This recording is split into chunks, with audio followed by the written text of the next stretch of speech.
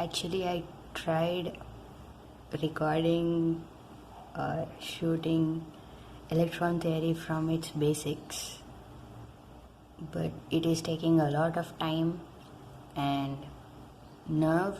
I am assuming that you all know basics of electron theory, and we are going to discuss the main important points regarding what is that we have to know. So basically, we are simply going through module 3, electrical fundamentals, as you all know.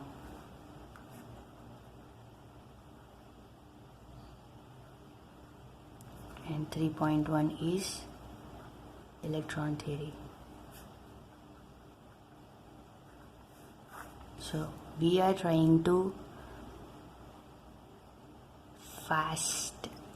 we are trying to make it as fast as possible to cover this whole topic, because it is taking a lot of time and it is creating a lot of problem while uploading, and it's difficult for you all to watch a long video. So let's make it short. If you have any doubts regarding any particular concept or anything, you can simply ask me. Okay, now you all know that this whole universe is made out of some matter, right?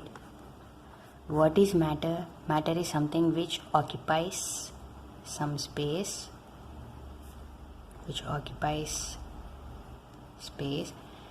and when it is occupying some space, it is supposed to have some mass to it, right?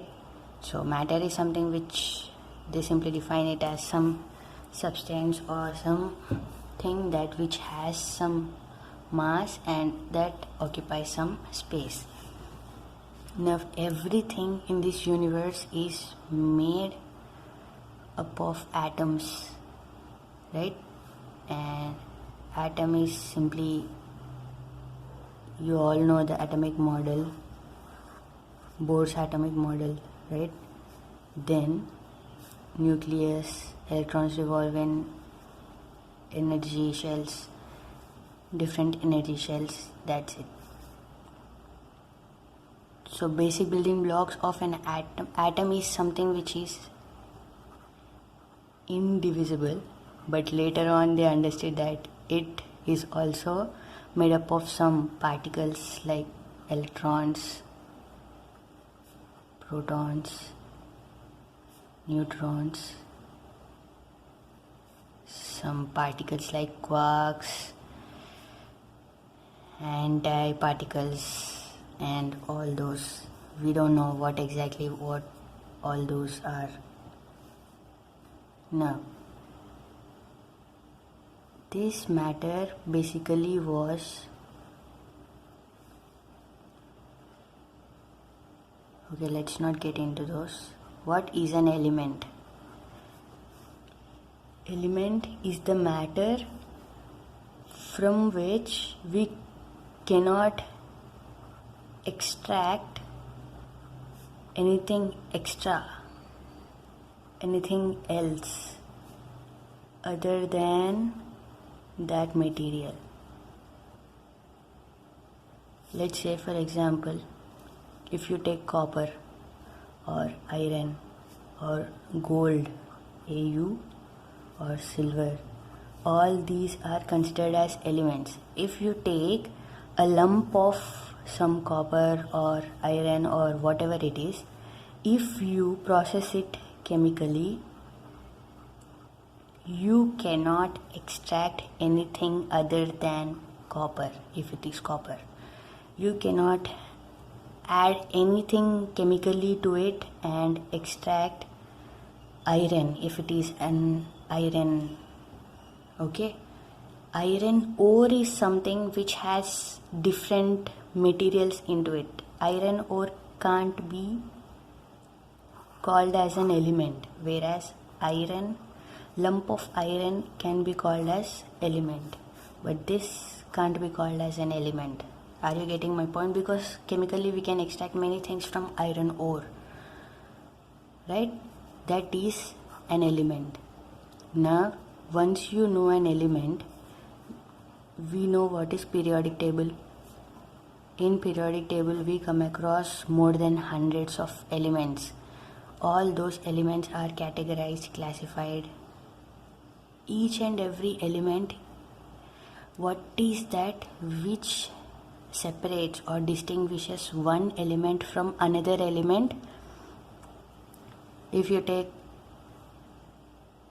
zinc, then copper, then all those, the difference between these two is an electron.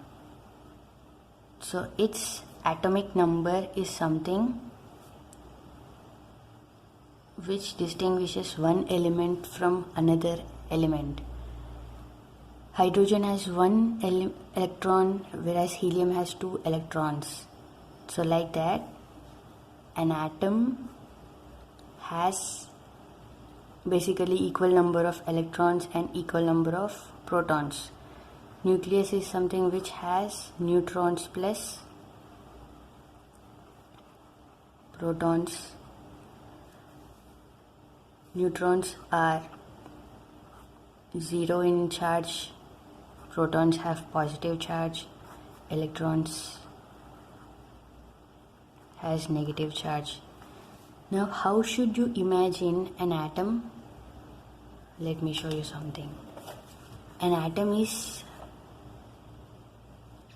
empty space actually. So this whole thing is some empty space, and this is some energy orbit you can imagine, and there finding an electron is, the probability of finding an electron is very very high in that particular energy shell, which is known as a energy level or orbit. Okay, so there are many orbits to an atom, and this is something which is nucleus, which is made out of protons and neutrons. Now whenever you imagine something like that, that whole space is empty. So this, if you take a football ground in 3D, very very big in size, and football, whenever you put it in the middle, something like that is the actual,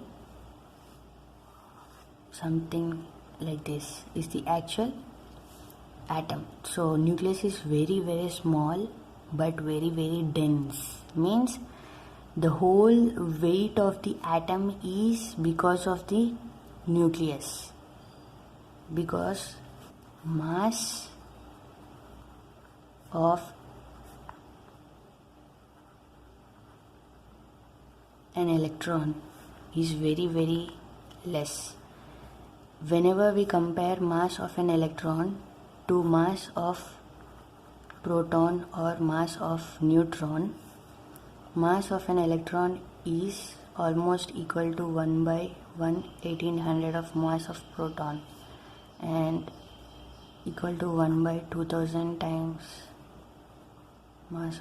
Okay, so mass of neutron is somewhat heavier, slightly heavier than the proton, but both protons and neutrons are in the nucleus. So this is where high density of an atom is available, and the rest of the atom is simply empty, and electrons will be revolving around in these energy levels. These energy levels are K, L, M, N and so on. So you also know that SPDF, something like that, SP, SPD, SPDF, whenever it fills like this. First it gets into S, then into SP, then into SPD. So number of electrons that this particular orbit can support is 2. Only 2 electrons can be in this. Here 2 plus 6, because S supports 2 electrons, P supports 6 electrons, D supports 10 electrons, F supports 14 electrons. Okay, now 2 plus 6 is 8, so this supports 8 electrons, the second orbit. So 1, 2, 3, 4, 5, 6, 7, 8. This supports 2 plus 6, 8 plus 10, 18 electrons. This whole thing, if you consider N as energy level. So for K, energy level will be N is equal to 1, and 2 to the power of 2 into N to the power of 2 will give you 2 into 1 square, that is 2. So 2 number of electrons will be getting occupied in K shell. L, N is equal to 2, so 2N square will give me 2 into 2 square, 8 electrons. If you take M, N is equal to 3, 2N square will give me 2 into 3 square, 9 2s are 18 electrons. So like that you will get 32 electrons, and so on, as you increase the energy level. So S is something which is spherical in shape, P is something which is dumbbell in shape, and D is double dumbbell in shape. So these are the areas where finding an electron is, the probability of finding an electron is very very high. So here spherical orbit, here spherical along with the dumbbell, here spherical along with dumbbell as well as double dumbbell shape. If you want to get into those details, you can always ask me and I will explain you further in detail. Now there are few things that you have to know, simply that charge. What is charge? It's because of charge these electrons are revolving around this particular nucleus. Electrons are the particles which has negative charge. Protons, positive charge. Neutrons have no charge, zero charge. So they are neutral in charge. Electrons charge is given by minus 1.602 into 10 to the power of minus 19 coulombs.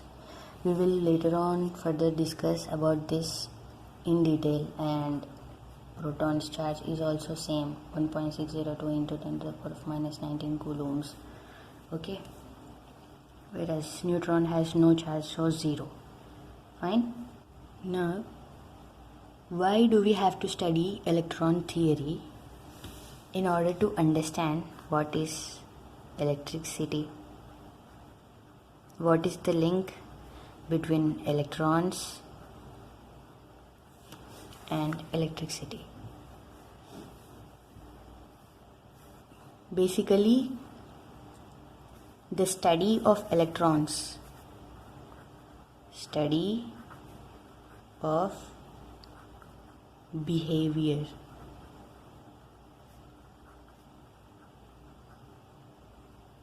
of electrons. How does the electron behave in particular type of substances has made this two streams, electricals, electronics. So same like mechanical and avionics, we have two different domains or categories. So electricals is something which is dealing completely with study of behavior of electrons in conductors and wherever we have high voltages, something like that. So this is something which deals with conductors, and this is something which deals with semiconductors. The flow and how does an electron behave, how it acts whenever you do something, whenever you provide it some energy. If you simply take solid, liquid, gas. Solid is something in which atoms are packed very very tightly, right? Liquid is something in which atoms are loosely packed. This doesn't have fixed shape, no fixed shape, whereas this has fixed shape and size. Only by putting external force, by taking a hammer and beating this, you will change it. By tearing this, I will change its shape because this is solid. Whereas if it is liquid, I need not do anything, simply blow some air, then it will slightly move, because atoms in that are very very loosely packed. They are loosely packed. And gas is something which the air, it is even lightly packed. So here density of atoms is very less, here density of atoms is slightly more than gas, and here heavy, means atoms are very very tightly packed, because of which it has that shape and structure. Now here both can be available in any of the form. Okay, we will get into those details later on. Here this will be studied very well in module 4, and we will study about all these in module 3. Okay, electrically, materials are classified into 3 types. Those are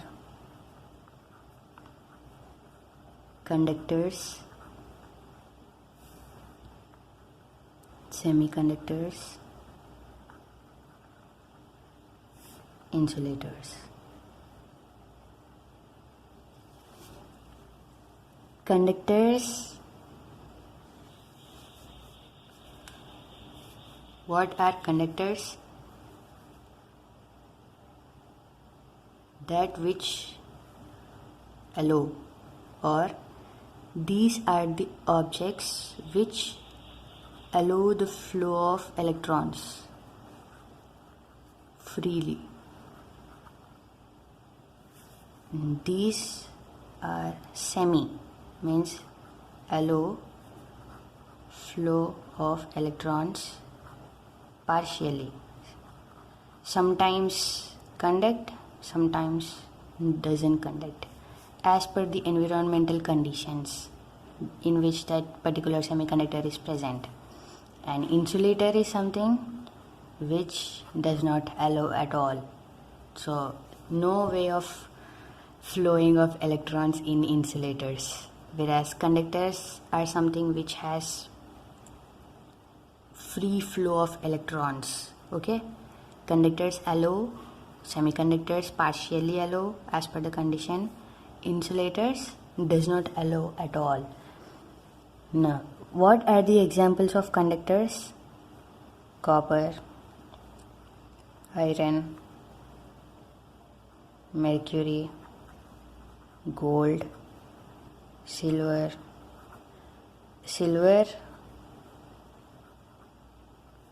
argentinum, gold,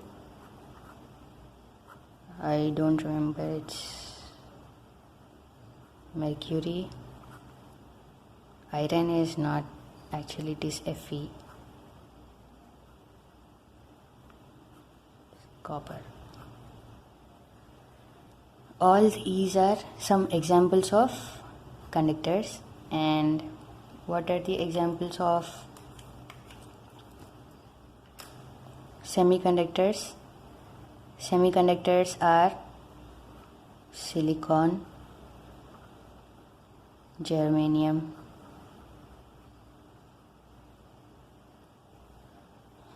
let's discuss about this in other class.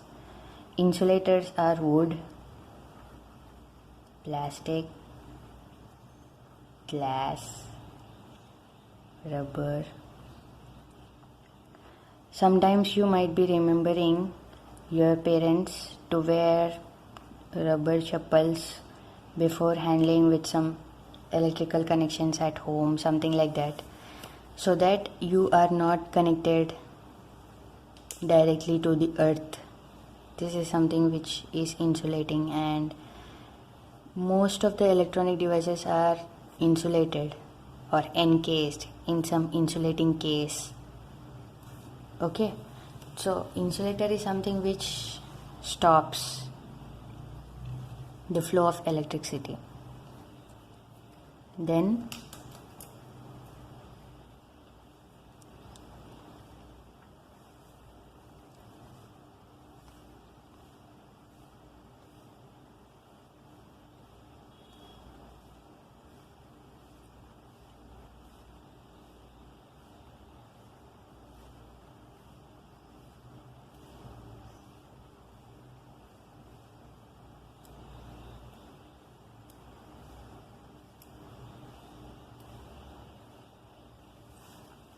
how does a conductor allow, and why does it allow? If you take an atom,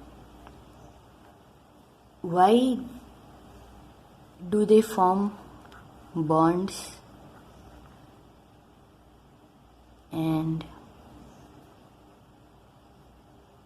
I think we forgot to discuss what is a chemical bond and all. I think you all know it. Anyway, let us discuss what is that. Now we have understood what was matter, what is element and atom, what is compound is simply mixture of atoms. Examples of compound are like H2O, NaCl, H2SO4. All these are examples of compound. Means H is an element, O is an element, Na is sodium, hydrogen, oxygen, sodium, chlorine, hydrogen, sulfur, oxygen. All these now HHO together combine to form some H2O, which is nothing but water. NaCl, sodium and chlorine combine to form salt, which we eat daily. Water, salt, H2SO4 is some acid. HCl, which is in our stomach, is because of H, hydrogen and chlorine. These two are most of the matter that we see on the earth or whatever we see through our eyes. That is simply because of different elements getting together because of bonding. Okay, so this bonding happens so that the atom gets into stability. If there are two people, person 1 and another person, let's say this person does not have enough food, but whereas this guy has food, he ate himself and he got some extra food available with him. So in such cases, this particular person can give his food to him so that his stomach is already full. Now his stomach is going to get filled. So like that, through sharing, this is completely transfer of his electron to him. That is something which is known as ionic bond. there may be a case where this person has rice but no curry, and this person may be having curry but no rice. In such cases, they may be sharing half half, like you give some curry to him, you give some rice to him. Both of the stomachs gets filled. That is something which is coming under covalent bond. Okay? So, like that, some bonding takes place, and atoms. So, this is one person, and this is another person. This person doesn't have two electrons, so this person gives one electron, and this person gives another electron, and these two electrons are also being shared among these. So, like that, the sharing took place, and these two are satisfied. This is also satisfied, means stability. This gets 8 electrons in its outermost shell, this gets 2 electrons in outermost shell. Both of the stomachs are full and stable. So like that, H2O becomes stable, and it is available for us to drink in the form of water. If this bonding doesn't place, there is no water, no life on earth in the first place. If there is no water, there is no life. Simply dead. Everything is dead. So all these have their own particular spaces and their own importance. So in the first place, why this bonding is taking place? So that all become stable, to be at rest. Okay? And some of them also ask some interesting questions like,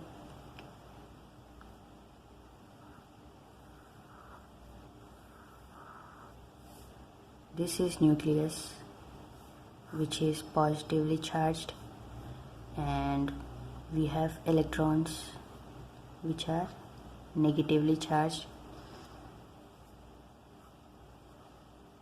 Let me put this question some other time, okay? When we get more clarity regarding what is positive, what is negative, but you have to remind me. And what is compound?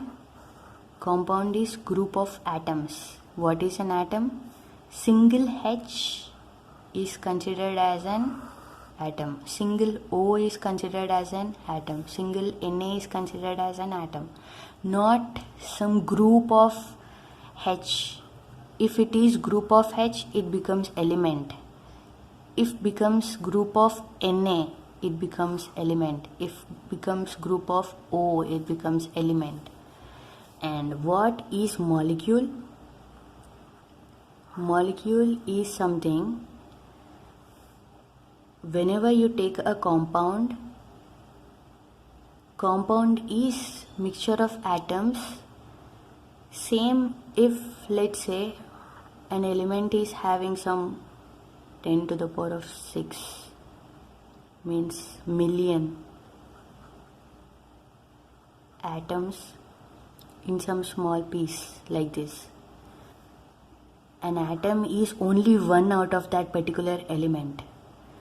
If you take compound and that compound has some 10 to the power of 6 million mixture of atoms, molecule is only one set. If you take H2O, H2O, H2O, H2O, H2O, H2O and put it some billion times, billion times, or million times, then it may be some drop of water. So if you put these many atoms, then it becomes one drop of water. This one drop of water is not a molecule, this is a drop, but still it is considered as some compound, but it is not considered as a molecule. Molecule is only single H2O. When further divided, will get separate H and O. So water should retain its water characteristics, but it should be only one particular combination or particular pair of H2O. Are you getting? If you further divide that molecule further on or late, if you divide this H2O again, it becomes H separate and O separate. Is there any water here now? No. Water lost its identity as water. So molecule is something, when you divide this drop, again you find water. When you divide that drop into many H2Os, each and everything is considered as, only one single set is considered as a molecule, whereas H2O, anyway, whether it is 1 or million or billion, it is considered as a compound. That is the basic difference between molecule and compound. Okay.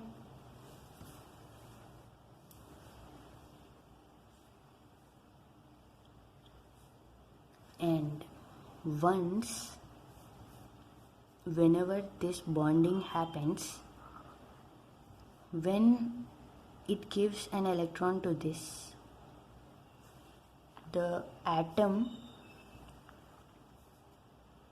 if it is having 2 electrons, let's say 2 protons in its nucleus, 2 neutrons and 2 electrons, 2 negative charge, 2 positive charge, 2 neutral charge. So this can be taken out of the picture, but an atom is always considered as electrically neutral. Okay, electrically neutral means the number of electrons should be equal to number of protons. An atom is always electrically neutral. But once the bonding happens, this electron goes into some other nearby atom, so it loses its electron. Whenever it loses its electron, there is only one electron but 2 protons are present. So here the imbalance is created. Now negative charge is less, positive charge is more. When the positive charge is more, this becomes positive ion. If this atom is gaining an electron, this, let's say same type of, so this has 2 protons, 2 electrons already, but it took one more electron, something like that, just simply for understanding what is an ion. Then this has gained some extra electron, so here more number of electrons, less number of protons, which leads to negative ion. Those are ions. So whenever we divide these, they become ions.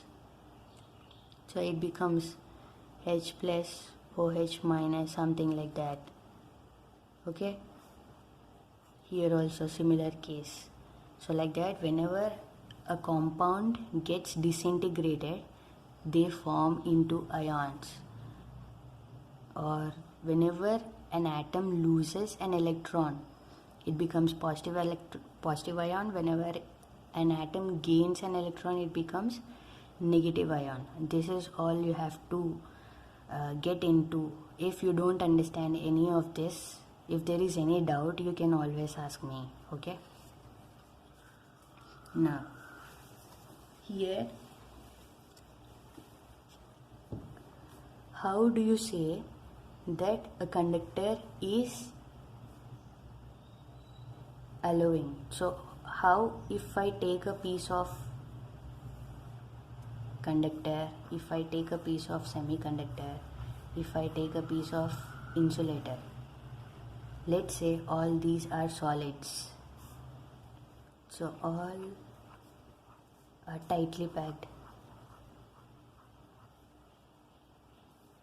and there should not be any space, and this is simply for pictorial representation. Now here, even after forming bonds, these atoms leave few electrons here and there. These electrons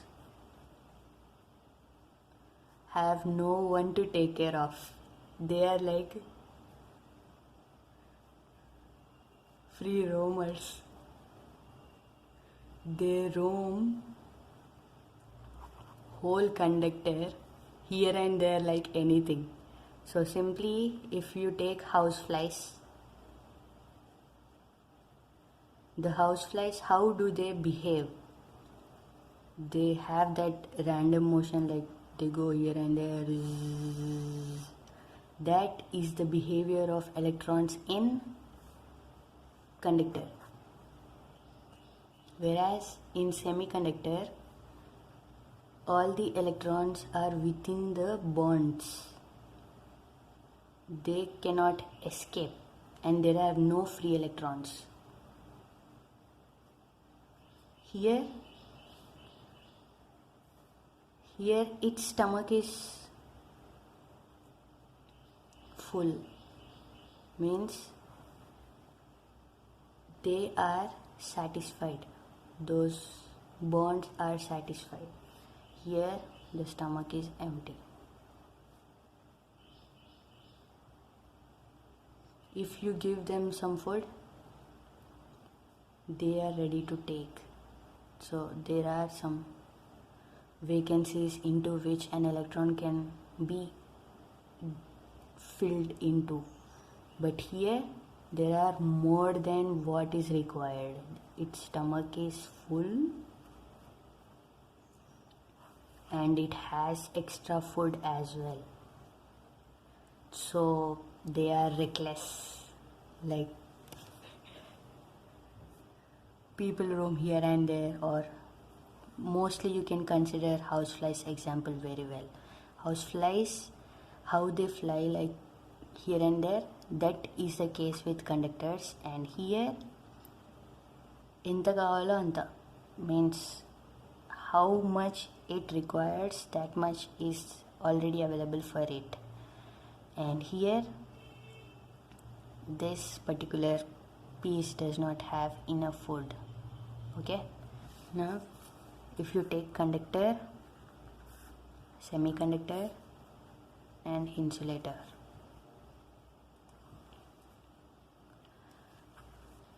here they basically consider some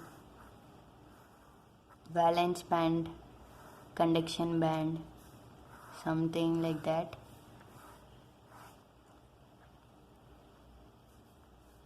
So if you take, they are actually overlapped. This is not the case with conductor. In conductor, valence band and conduction band, they are overlapped. So if you consider this as some conduction band, this is some valence band. What is valence orbit? The outermost shell.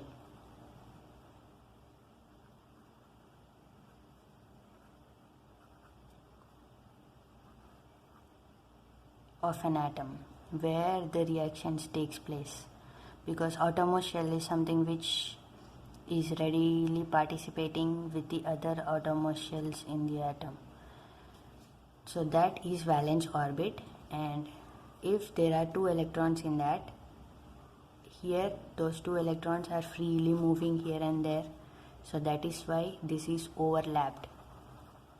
Okay, it does not need any energy to move from valence band to conduction band, whereas in semiconductor it needs some energy to move from valence band to conduction band. That means already they are full, they are satisfied. So this is stomach full, this is also stomach full, every atom is satisfied. So why will they anyway participate in conduction. Why does an electron jump from here to here?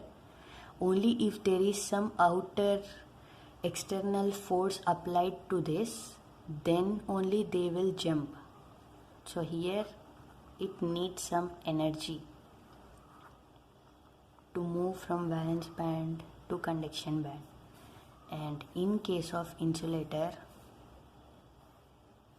it will be like very high. This much gap, 15 electron volts gap.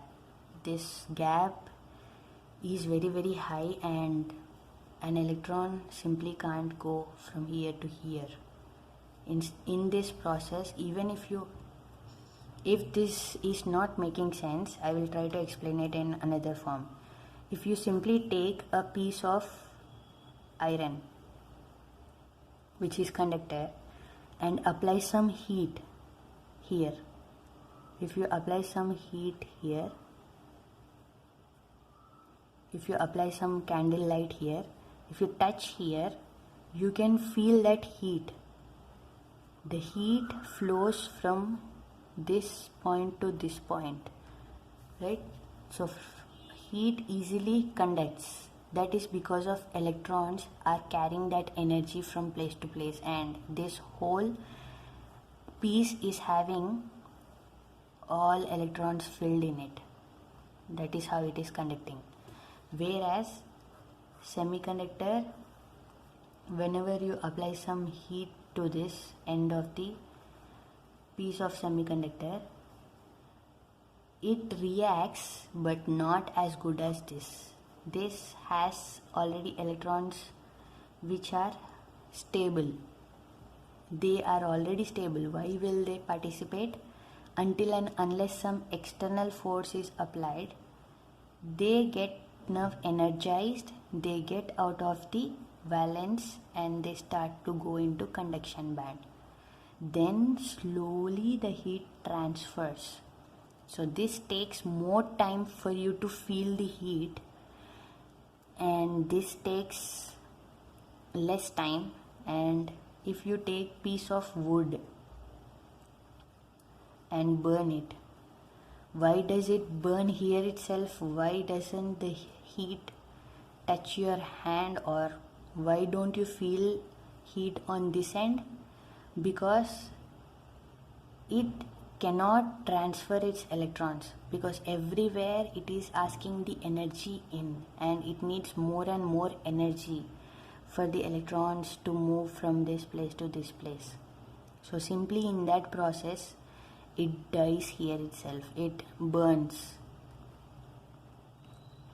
Okay, so that is how things are with conductors, semiconductors and insulators. We have many different points to discuss about conductors, semiconductors and insulators, but I think you got some basic idea about what is what and how its structure is within the piece. So if you take the structure, these can be available in liquid form also and in solid form also, but on the whole, here free electrons are available more. Here no free electrons. If you give some energy, free electrons will get created, but upon external force application. You have to apply some external force. Here, even with external force, no free electron at all. You cannot assume. Okay, no conduction takes place here. It simply burns or it deforms itself. The structure, it loses its structure, but it will not conduct. Here it will conduct upon some energy application. Here, simply, even if there is no energy available, they are moving. That means current is there, but it is not in any of the direction. The net force, let's say an electron is moving from here and here and again here and here and again here and here and here. Is there any net force or is there any direction you can point out that this electron is moving here or here? No, but these electrons are moving because they are in room temperature. If they are not in room temperature, they might not move that much. If they are in desert, then they might move a lot faster because energy is more with that. Here, if they are in room temperature, some of the free electrons get created. Here, in the room temperature also, there are no electrons, and free electrons you cannot even imagine in this case. That is all about its structure, how it is. And I think this makes up the electron theory, and I think I can end it now. If I missed any of the points, let me know and let us discuss more on that. Okay, I think this is end, and I thank you all and ask your doubts. Don't think that I am assuming you all know electrons, atoms and all. Don't think that I cannot ask any doubt regarding that. Please ask, no matter how small your doubt is. Okay, thank you.